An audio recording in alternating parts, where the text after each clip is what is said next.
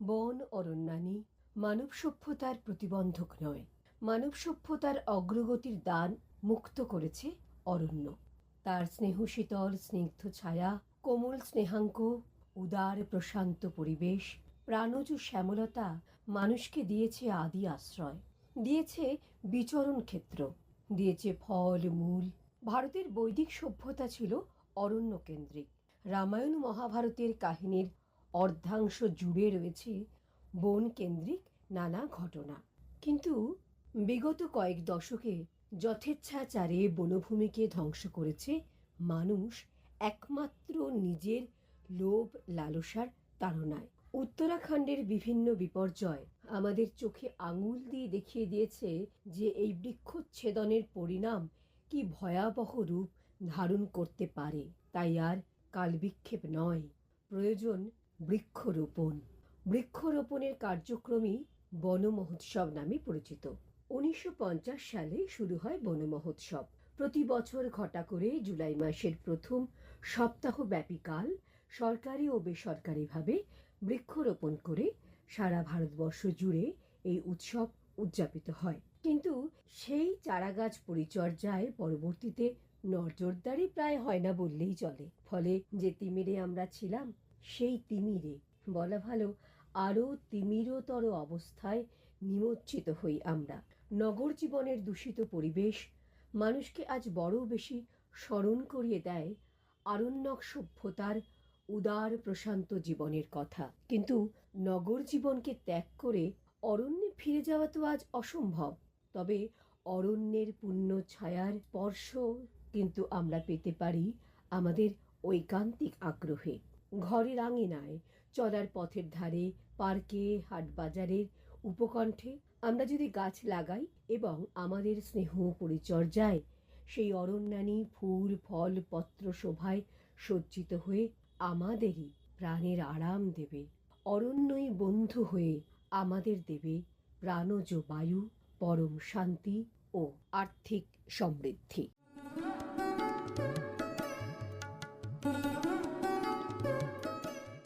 Darjeeling Himalayan রেলওয়েকে আমরা ভালোবেসে বলি টয় ট্রেন। টয় ট্রেনে চড়ে পাহাড়ের রানীকে দর্শন করার স্বপ্ন আমরা অনেকেই দেখেছি এবং এখনো দেখি। সমতল থেকে যারা অতি দ্রুত গতিতে দার্জিলিং পৌঁছতে চান তাদের জন্য টয় ট্রেন নয়, কিন্তু যারা ওক, পাইন, রোডোডেনড্রনের ঘেরা পাহাড়ের সৌন্দর্য উপভোগ করতে চান তাদের জন্য টয় ট্রেনের বিকল্প আর হতেই পারে না। সমতলের নিউ জলপাইগুড়ি থেকে যদি আমরা টয় ট্রেনে ঝিকঝিক করে দার্জিলিং পর্যন্ত যেতে চাই, তাহলে আমরা যে রেলপথটি ব্যবহার করব তা হল 2 ফুট চওড়া ন্যারো গেজ লাইন। 1879 সাল থেকে 1881 সালের মধ্যে এটি তৈরি হয়। শিলিগুড়ি নিউ জলপাইগুড়ি থেকে দার্জিলিং পর্যন্ত মোট দূরত্ব 78 কিলোমিটার। এই দূরত্ব অতিক্রম করে দার্জিলিং হিমালয়ান রেলওয়ে এই ট্রেন। এই ভ্রমণের সময় দুই পাশের পাহাড় জঙ্গলের অসাধারণ দৃশ্য উপভোগের সুযোগ পাওয়া যায়। ক্রমশ ধীরে ধীরে পাহাড়ের চড়াই বেয়ে ওপরে ওঠার আনন্দটাও বেশ চমকপ্রদ, রোমাঞ্চকর। সমুদ্রপৃষ্ঠের মাত্র 100 মিটার উচ্চতায় যাত্রা শুরু করে ওপরে উঠতে উঠতে এটি যখন দার্জিলিং স্টেশনে পৌঁছয় তখন ট্রেনটি 2000 মিটার উচ্চতায় থাকে। ইস্টার্ন বেঙ্গল রেলওয়ের এজেন্ট ফ্র্যাঙ্কলিন প্রেস্টিজ তাঁর প্রস্তাবে শিলিগুড়ি থেকে দার্জিলিং পর্যন্ত রেললাইন তৈরি শুরু হয় 1879 সালে। পাহাড়ি পথে চড়াই উতরাইয়ের ঝামেলা কমানোর জন্য রেলপথে সাধারণত সুড়ঙ্গ তৈরি করা হয়। আশ্চর্যজনক হলেও এই রেলপথে কিন্তু কোনো সুড়ঙ্গ নেই। এক্ষেত্রেও কাজ করে প্রেস্টিজের বুদ্ধি। দুরারোহ পাহাড় বেয়ে আগু পিছু করে চলার বিশেষ পদ্ধতিকে বলে জেড রিভার্সিং। ইংরেজি জেড অক্ষরের মতো ঘুরিয়ে পেঁচিয়ে রেললাইন পেতে কঠিন পথটি সহজ করা হয়। লুপ ও জেড রিভার্সিং ব্যবহার করে ওপরে উঠেছে এই দার্জিলিং হিমালয়ান রেলওয়ের টয় ট্রেন।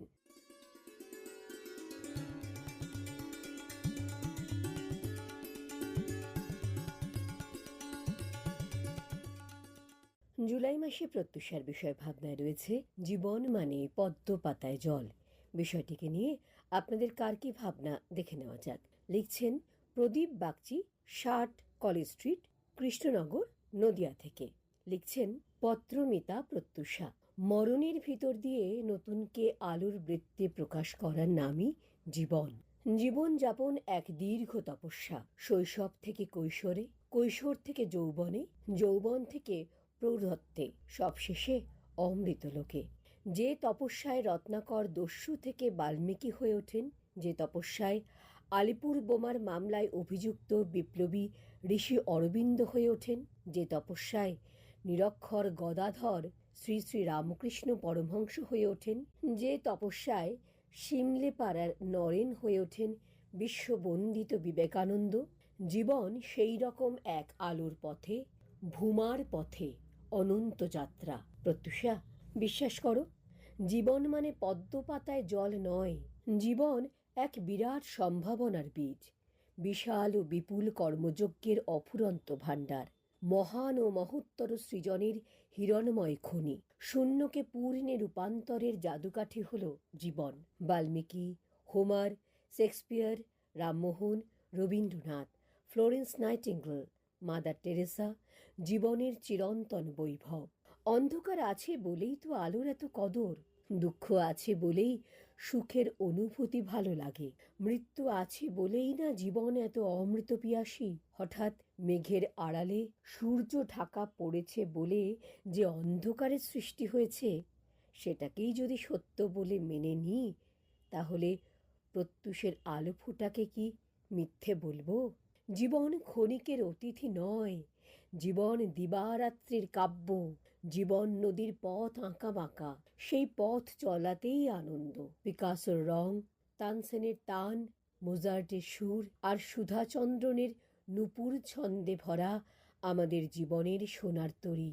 মিতা, চলো, যাপনের আকাশে জীবন পদ্মের পাপড়ি মেলে রামধনু এঁকে দিই। মৌসুমী শুভেচ্ছা সহ প্রদীপ বাগচি, কৃষ্ণনগর, নদিয়া।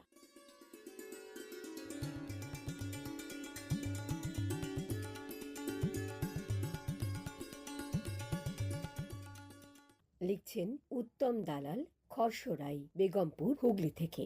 প্রিয় প্রত্যুষা, জীবনের ধারাটা যে শেষ প্রান্তে এসে এমন নিষ্ঠুর বেদনাময় হয়ে উঠবে তা ভাবিনি। প্রিয়জনকে মানুষ করতে গিয়ে মানুষ তো করতে পারিনি, শুধু অযথা সময় নষ্ট করে যে আঘাত পেয়েছি তারই প্রায়শ্চিত্ত করতে এবং নিজের আনন্দ বজায় রাখতে অন্য পথ বাছতেই হয়েছে। কারণ জীবন তো পদ্ম পাতায় জলের মতো। আমার সামনে আগামী দিনগুলো আর অবকাশ কাটানোর সময় নয়।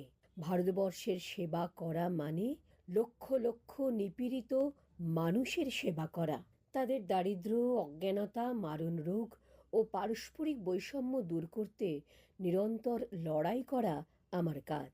আমার স্বপ্নকে সাকার করতে আমায় অবিরাম কঠিন পরিশ্রম করতে হবে। যে স্বপ্ন শুধু ভারতবর্ষের জন্য নয়, সমগ্র পৃথিবীর জন্য, তার প্রত্যেকটি জাতির জন্য, প্রত্যেকটি মানুষের জন্য সকলকে এক সূত্রে বাঁধতে হবে, যেন তারা বুঝতে পারে শান্তি সকলের জন্য, স্বাধীনতা সকলের জন্য, প্রগতি সকলের জন্য।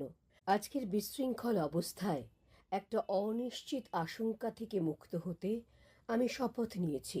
শুধু নিজের স্বার্থ নয়, ঐক্য এবং শান্তি বজায় রেখে কি করে পরস্পরের সঙ্গে প্রকৃতির মাঝে বসবাস করা যায়, এটাই আমার স্বপ্ন। এটাই হবে সুস্থভাবে বেঁচে থাকার রসদ, কারণ জীবন পদ্ম পাতায় জল। নমস্কারান্তে, উত্তম দালাল, বেগমপুর, হুগলি।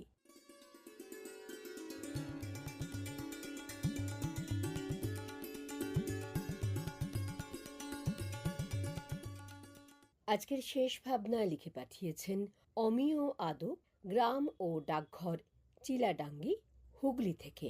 লিখছেন প্রিয় প্রত্যুষা, তোমার জুলাই মাসে চিঠির বিষয় জীবন মানে পদ্ম পাতায় জল। বাস্তবে আমরা কেউই কবি দ্বিজেন্দ্রলাল রায়ের নন্দলাল কবিতার নন্দলাল নই। প্রাত্যহিক জীবনে আমাদের অঢেল কর্মব্যস্ততা, যন্ত্রচালিত দ্রুতগামী আধুনিক যানবাহনে আমাদের প্রায় যাতায়াত, যেথা দুর্ঘটনা ওত পেতে। বিজ্ঞানের উন্নতিতে জলে স্থলে অন্তরিক্ষে দ্রুতগামী যানবাহন অঢেল সময়, শ্রম, পদমর্যাদা, আর্থিক কৌলিন্যকে টক্কর দিতেই বিবিধ বাহনের আয়োজন। হাঁটতে দৌড়াতে পা দুটি তো আছেই, সে দুটির ব্যবহারও প্রয়োজনে করি। জনাকীর্ণ রাজপথে বাহনের দৌড়বাজি ঘটায় পথ দুর্ঘটনা, ঘটে অকাল প্রয়াণ, অঙ্গহানি। বেসরকারি টিভি চ্যানেলগুলি দুর্ঘটনার সংবাদে হামলে পড়ে, চলে তাৎক্ষণিক তাজা খবরের নাটুকেপনা। পরে সংবাদপত্রের পাতায় বেতারে সমাজ মাধ্যমে মেলে ক্ষয়ক্ষতি, অকাল প্রয়াণ সংবাদ। দ্রুতগামী ট্রেন ও যানবাহনগুলি দীর্ঘ পথ পরিক্রমার যোগ্য কিনা, যান্ত্রিক ত্রুটিমুক্ত কিনা তা যাচাই না করেই চলতে কিংবা উঠতে শুরু করে। প্রতিদিনের ব্যস্ততায় আমরা প্রাণ হাতে নিয়ে ঘুরি। প্রাণ হাত ফসকাতেই পারে, নিমেষেই নিভতে পারে জীবন প্রদীপ। আত্মীয় পরিজন হারাতে পারেন প্রিয়জন কিংবা অভিভাবক। ব্যস্ততার চাপ, দ্রুতগামী বাহন, সাময়িক অন্যমনস্কতা, বাহনের যান্ত্রিক ত্রুটি ইত্যাদি প্রায় সময় ব্যক্তি বা ব্যক্তিবর্গের প্রাণহানি, অঙ্গহানি, পঙ্গুত্ব ইত্যাদি ঘটায়। ভূমিকম্প, বন্যা ইত্যাদি প্রাকৃতিক শক্তির কাছে আমরা অসহায়, নশ্বর। ফুঁয়ের সামনে বাতি কিংবা পদ্মপাতায় টলটলে সামান্য জল নিভে যায় কিংবা একটু বাতাসে পড়ে যায়। দুর্বাসিরে শিশির বিন্দুর মতোই অকালে ঝরে প্রাণ মৃত্যুর আলিঙ্গনে। কেবল সাবধানতা কদাচিৎ রেহাই দিতে পারে। ধন্যবাদ। অমিয় আদক, চিলাডাঙ্গি, হুগলি।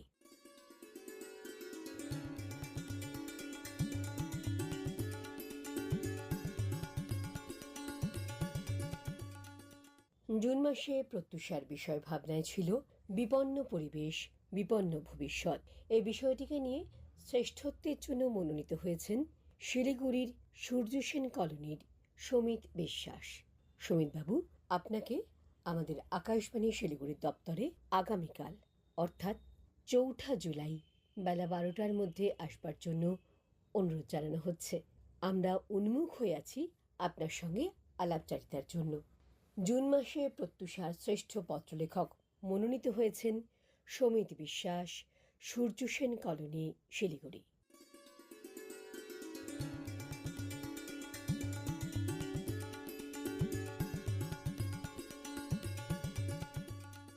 আজকের প্রত্যুষা শেষ করবার আগে আরও একবার প্রত্যুষার এ মাসের বিষয় সম্পর্কে জানিয়ে যাওয়া।